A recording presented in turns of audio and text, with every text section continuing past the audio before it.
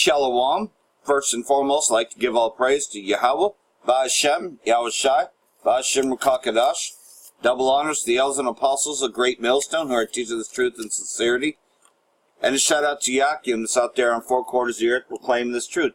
Rakat the Yahweh, Rakat the Yahushai, Ba'ashem Rakakadash, Rakat them. So, as you can tell here, just what, this ain't conspiracy theory, but rather this is conspiracy fact. Here's another one. U.S.-backed SDF, which is pretty much ISIS, militants caught smuggling Daesh women in northwest Syria. S-O-H-R, Daesh, which is another term for ISIS. So they all work together.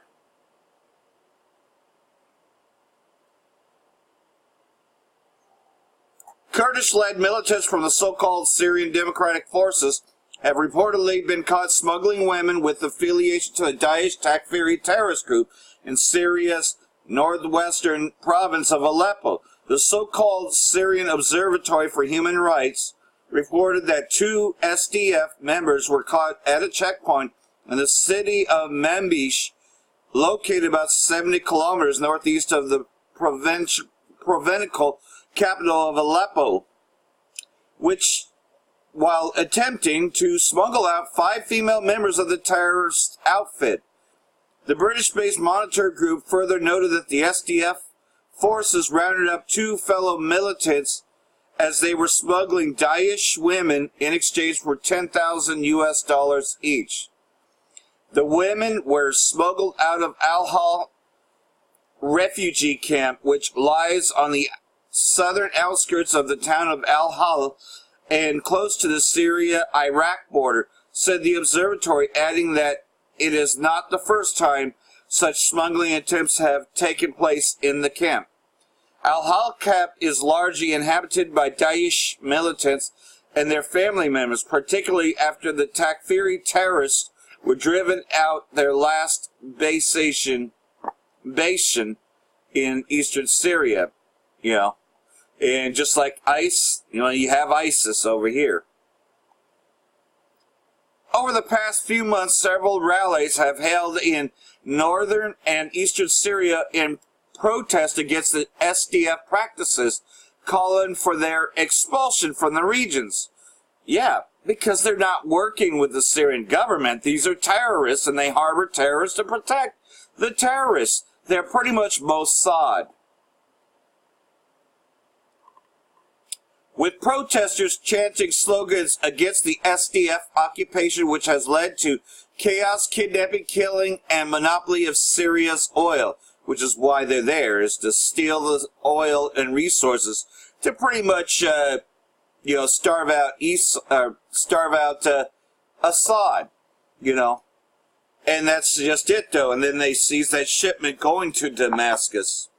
The Syrian Foreign Ministry said in letters addressed to the UN Secretary General and the head of the Security Council on May 13 that the SDF should not be compelled to respect the world's body resolution that asserts Syria's sovereignty, independence, and territorial integrity. The ministry added that the SDF, by committing criminal acts, intends to subjugate Syrian citizens who are demanding their rights and calling for the Syrian government's resumption of carrying out its duties in the eastern part of the crisis-hit Arab country.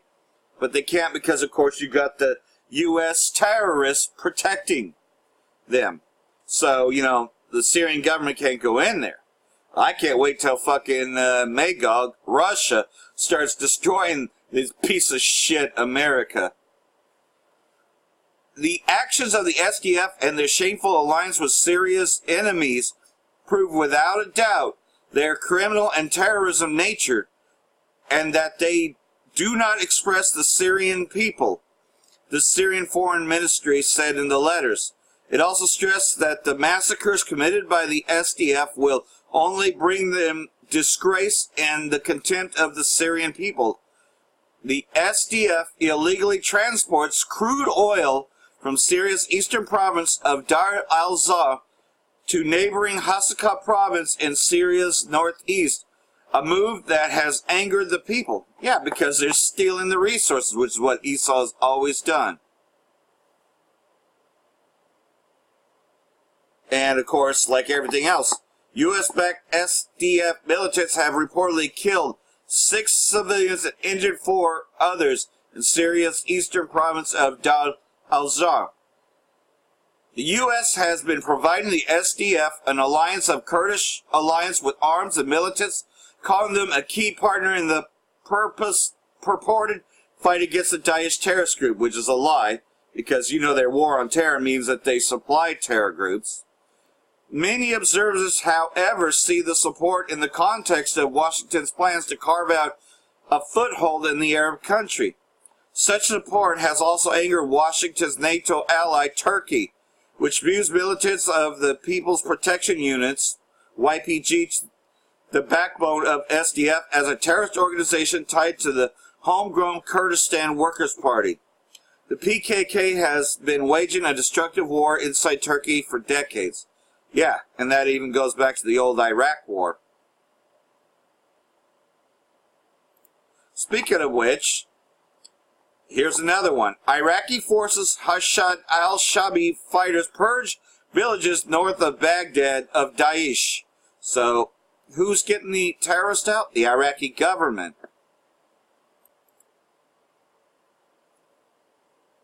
So, a little video here. Iraqi government forces are seen in the area north of the capital Baghdad on July 21st, 2019, during the second phase of the Will of the Victory operation against the remnants of the Daesh Takfiri terrorist group.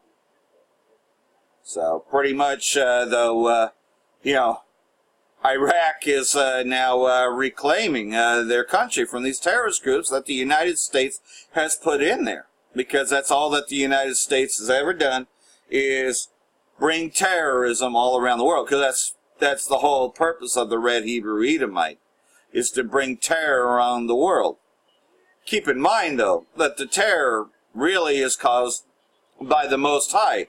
And that is that pretty much, though, because all were partakers in the downfall of Yasha, so therefore all are getting judged. That's why you're seeing all this. That's why you see the U.S. and Syria and Iraq and all these places. Because, of course, they were partakers in us being brought down, so now they're being brought down to a low. The same devil that they made a deal with now is, doing the same thing to them in the same way it was done to us. Maybe, not worse, but close enough. Iraqi army troops, supported by allied fighters from popular mobilization units, have successfully purged out more than a dozen villages north of the capital of Baghdad of Daesh Takfiri terrorists. So, pretty much, though, again, you ain't going to hear about this on the mainstream. Also on Sunday, pro-government Iraqi forces could wipe Daesh Takfiri terrorists off Basant and Awad and Hara districts west of Tamara. Second in command of the Joint Operations Command, Lieutenant General Abdul Amir Rashid Yarallah, said in a statement on Saturday that Iraqi military forces had launched the second phase of a major operation to hunt down the remnants of the Daesh terror group north of Baghdad and areas nearby. So, who's really fighting the war on terror? It ain't the United States. The United States is protecting them and giving them armaments.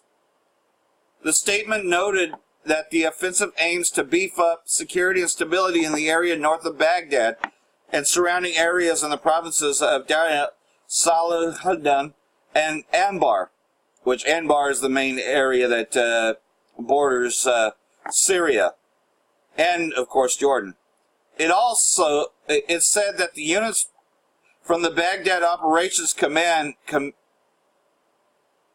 operations from Dirna, Samana, and Anbar, the Federal Police Command Rapid Response Teams, voluntary Hashad al-Shabi fighters, and the Special Forces Regiment of the Operations Department of the Chief of Staff of the Army, as well as a special task force of the Directive of Military Intelligence, were participating in the offensive. So yeah, pretty much Iraq launches new operation against Daesh towards Syria border, which is what I just said about the Anbar province.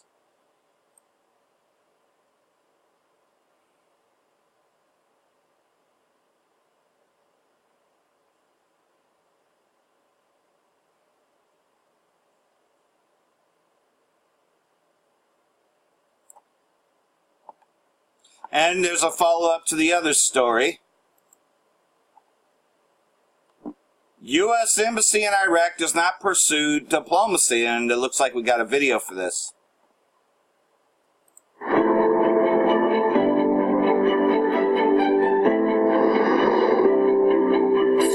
At Riyadh, a report has surfaced about the Saudi Crown Prince's plan to target Saudi students abroad.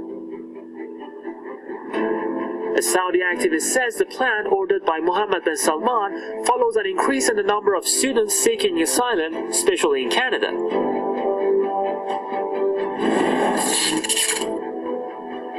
Al-Watan. Kurdish sources say Turkey has illegally seized a large number of ancient artifacts from northern Syria. The sources added that Ankara reportedly destroyed the Jingiris historical site and built a military base in its stead. Al-Akhbar. Israeli investor Moti Kahana has confirmed that he has been authorized to drill oil from the Kurdish-held areas in northern Syria. Kahana noted that he reached an agreement with Ilham Ahmad, a senior official from the so-called Syrian Democratic Forces. According to the deal, the Syrian Democratic Forces has asked the investor to ramp up drilling from 125,000 to 400,000 barrels per day. The Israeli investor will purchase the oil for $22 to $35 per barrel. The Syrian Democratic Forces will collect an annual revenue of $3 billion from oil sales.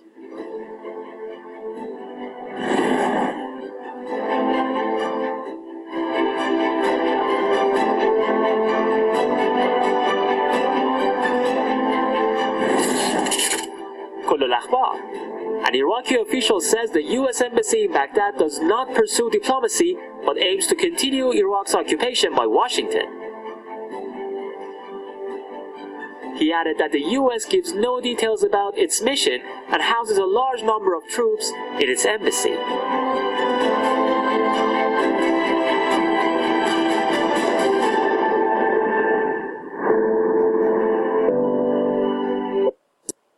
And this, of course, the big ticker, about the UK vessel that pretty much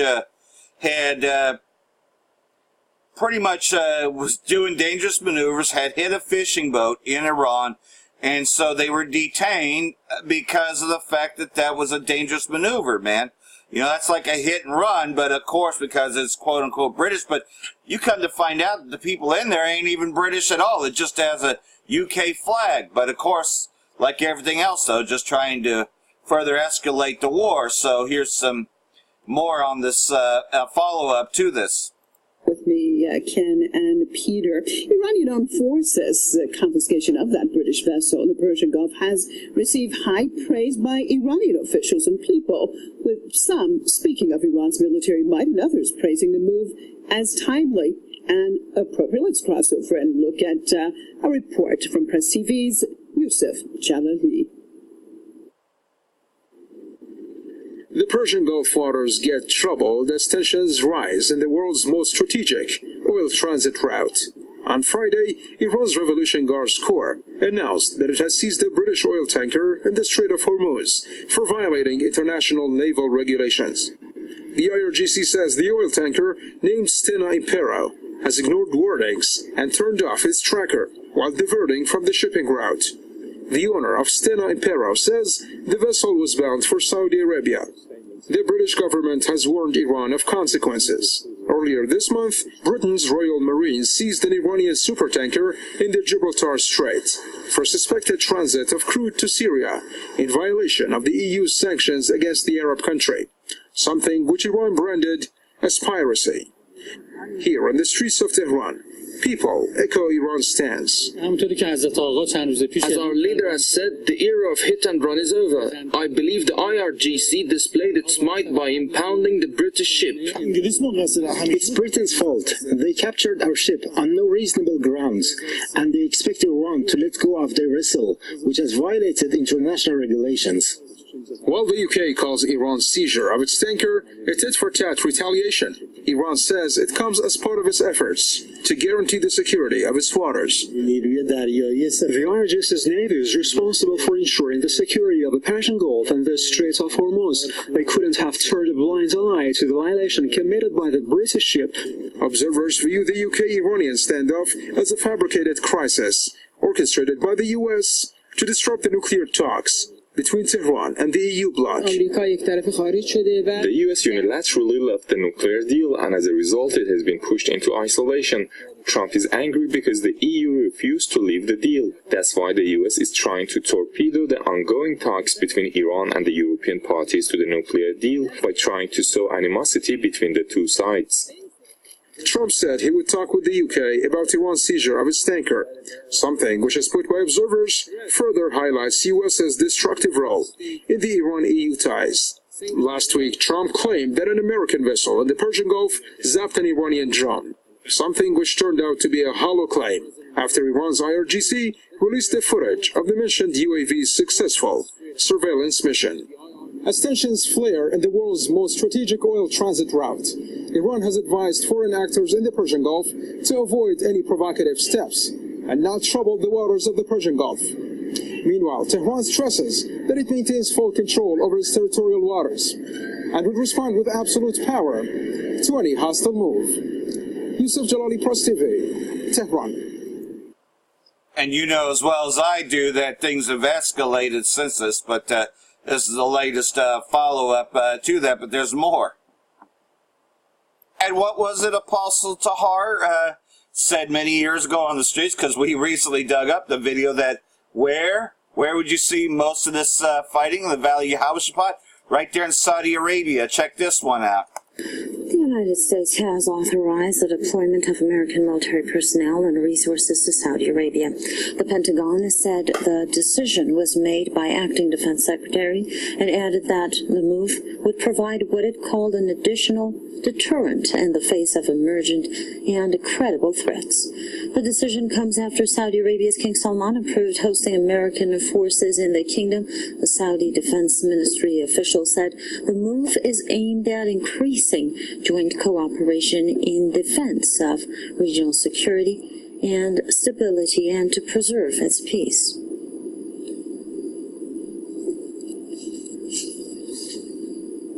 For more on that, we're joined by Mr. Lawrence Davidson, commentator and former lecturer at Westchester University. Thank you very much for joining us once again, Mr. Davidson. And now, what do you make of this recent move that is quite a strategic event? It is interesting to know that Saudi Arabia is now also hosting U.S. forces. I don't think it's as strategic as everybody thinks. First of all, 500 troops is quite token. It's not a very, sizable deployment. They're going you can best believe it's a lot more than that. They're going to set up anti-missile defense unit for that airport and its surrounding areas. Those anti-missile defense units don't have a very high record of success. 50% success rate, if that. And so I think that it's it's just another step in Trump's process of alleged intimidation. And perhaps maybe he's trying to intimidate the Congress as much as he's trying to intimidate Iran. I don't think that this should be very intimidating towards Iran. I mean, it's really just a token kind of sentiment. If there's missiles coming in towards that airfield from the south, from Yemen, it might provide a modicum of defense. And it's also a slap in the face of the Congress because they're very much desirous of breaking this, this alliance between Trump and Saudi Arabia. Who's he talking to? He's probably talking to the Congress as much as to Iran. Thank you very much, Mr. Lawrence Davison, commentator and former lecturer at Westchester University. And that's just it, though, is people think that's small now, but the fact that you're seeing development, and don't forget, WWE hosts at least 2 events every year in Saudi Arabia. Why do you think that is? Well, you already know the Saudi royal family is Amalek, and you already know that, yes, a lot of Amalekites do live down there. But also because that's the main hub of the United States to launch its terrorist groups has always been Saudi Arabia. As I always say, meanwhile, back in Syria, weapons, ammo, Israeli-made vehicles left by terrorists found in Quanta countryside. So here's a lot of the Israeli, which you know is Amalek.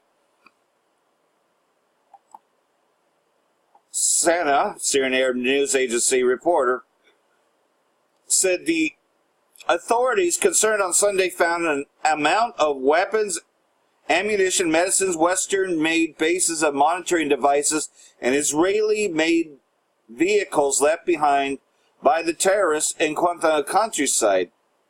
So you can see all this seismic there.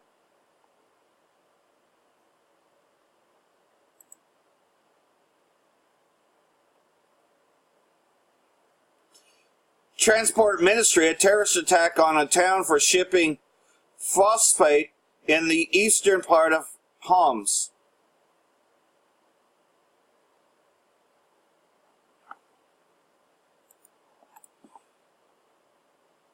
A train for shipping phosphate was targeted in a sabotage terrorist attack on Sunday in the eastern countryside of Homs province, causing it to derail as flames broke out in the locomotive, where the train crew suffered varying injuries. Ministry of Transport said in a statement that terrorists sneaked into the location of the railway between Al-Fasha and Al-Basra areas and planted an explosive device on the railway direction that is heading to phosphate mines in Kain's area in the eastern part of Homs province. The ministry added that the technical workshops started works of repairing the damaged railway as to resume transport work as soon as possible. So, just pretty much destroying their infrastructure. Yeah. So, there you go. Pure sabotage. Well, that's just it. That's why, every time you heard about, they're doing airstrikes on, ISIS targets, the U.S. military strikes against them, they're always destroying the infrastructure of Syria. However, when Russia does it, they actually are helping the Syrian government to regain control of the country. So there's a big, huge difference as to who's fighting the war on terror and who isn't. As if we, the elect, don't realize the differences. Which leads me to Isaiah chapter 19. As you can see, though, because modern-day Egypt is America. The burden of Egypt, behold, the Most High rideth up a swift cloud, and shall come into Egypt, and the idols of Egypt shall be moved at his presence, and the heart of Egypt shall melt in the midst of it. That is, when Most High and the angels destroy this place, as well as them nuclear weapons as well, which is the angels. Because, you just got to look at it, as that large army, which are them missiles, 200 million nuclear missiles. And I will set the Egyptians against the Egyptians. That's why you're hearing all the time about whistleblowers and truthers out there, which is these Edomites telling on each other. And they shall fight everyone against his brother, and everyone against his neighbor, city against city, and kingdom against kingdom. And you're seeing it all the time, man. People ain't coming together on the 4th of July, man. No, they detest this fucking government. They're really detesting ICE, which is still ISIS. Because ISIS is the same terrorism, it's just that one's in the Middle East and the other one's over here. And as you know, Ephraim represents the northern kingdom, so the fortress shall cease from Ephraim in the day, as well as the kingdom from Syria and Damascus. All happening now. And the spirit of Egypt shall fall in the midst thereof. People just don't have that good old American spirit anymore. People don't want to, sing God bless America, stand by her and guide her. They just not feeling it anymore. Oh, there's some left, don't get me wrong. I'm just saying that as a majority, no, man, they hate this fucking place. They don't feel it anymore. And they certainly ain't getting together on Memorial Day or on bullshit 4th of July. So they know that this is all bullshit. And I will destroy the counsel thereof. And they shall seek to the idols, those that'll still go to goddamn church, even though they ain't giving you any hope. They're giving you a false hope. But yet, a lot of people, man, they know that it just ain't there. Them churches are nothing but whorehouses. And to the charmers, which is what I was saying before, they'll go to everybody else, they'll go to counselors. Oh, yeah, you should go to counseling. Yeah, okay, how are you going to save yourself from the day of destruction? You're not. You fucking loser. And to them that have familiar spirits and to the wizards. They'll fucking get on them goddamn medications. Oh, yeah, that's going to save me from nuclear destruction. Sure, go ahead and prescribe that to me, right? Only a fucking retard would fucking take any counsel from T-Men. You have to be fucking retarded to actually believe in anything that this devil has to say. And the Egyptians will I give over into the hand of a cruel lord. Isn't Donald J. Trump like a cruel lord? But nah, it goes deeper than Trump, because he just wears the fucking clown suit. Nah, man, it's greater than that. Rothschild, Jacob Rothschild. But you don't see him, you only see Trump. And a fierce king shall rule over them, saith the Most High of hosts. And the waters shall fail from the sea. And the river shall be wasted and dried up. Yeah, man, that famine's starting to go out, man. Places are dried up. What, California's supposed to have been in a drought now for over 5 or 6 years, man. It ain't getting better. It's more than just a dry season, man. You can just see it, man. And you're just seeing it happen everywhere while other places are getting flooded. This fucking place is going down.